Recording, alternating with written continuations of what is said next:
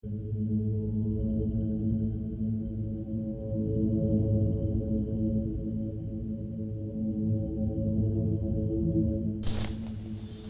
and welcome to Pagan Perspective. I'm your host, Dancing Rabbit. This week's topic is personal spiritual paths. I'm a Unitarian Universalist pagan. I've worked both solitary and in two different groups. I was first introduced to paganism at the Southwest Unitarian Universalist Institute about 16 years ago, where I took two workshop classes, Paganism 101 and Celebrating the Cycles of the Seasons. I went into those workshops a skeptic. I came out a confirmed pagan. As a Unitarian Universalist, I affirm the worth and dignity of every individual. I affirm the need for justice, truth, and compassion in human relationships, the acceptance of one another, and the encouragement in spiritual growth, the free and responsible search for truth and meaning, the right of conscience, and the use of democratic process, and the goal of world community with peace, liberty, and justice, and respect for the interdependent web of all existence of which we are a part. And I think those Unitarian Universalist principles color my version of paganism.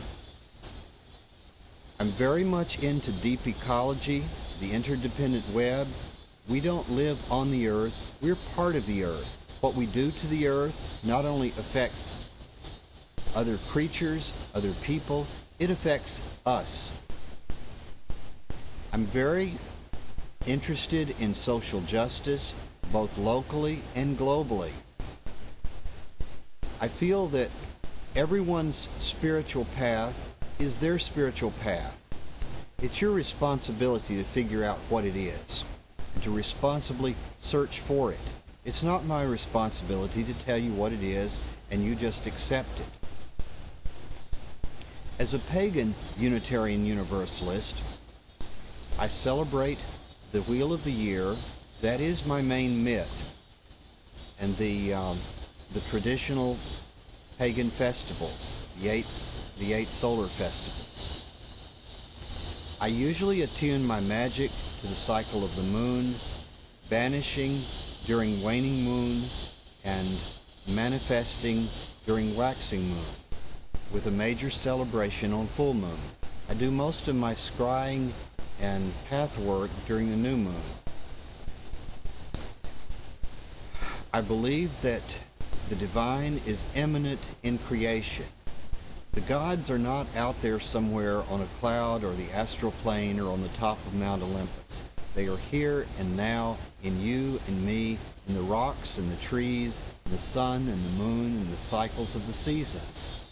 And that's how I experience them. Now, when I first got into paganism, I was mainly attuning to the goddess.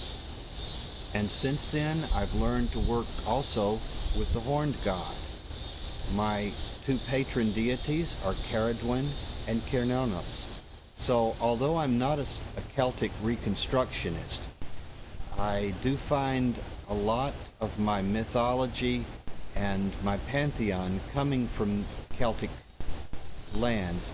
That's basically where my ancestors are from Scotland, from Wales, and from the West Country of England. In the groups that I've worked with, we've not been like the traditional coven with a high priest and a high priestess who are rather authoritarian and sort of permanent leaders. We've been democratic, coming to decisions by consensus, and my function has been as facilitator, more like a chairman, someone to just make sure things are going and continue to roll. We have a written covenant that spells out how we are together when we meet together. I feel like it's really important to take mythology, to take myths, and to enact them in ritual, and to use the energy that's raised to do practical things, deep ecology and social justice. If we as pagans just stop by doing magic, casting spells, and celebrating the Sabbaths and the Esbats, I think that we will fossilize, we'll crystallize, will wither and die. Anyway, that's my pagan path. That's the best I can explain it. If you have questions, leave comments or make a response video. Till next week, this is Dancing Rabbit. Peace.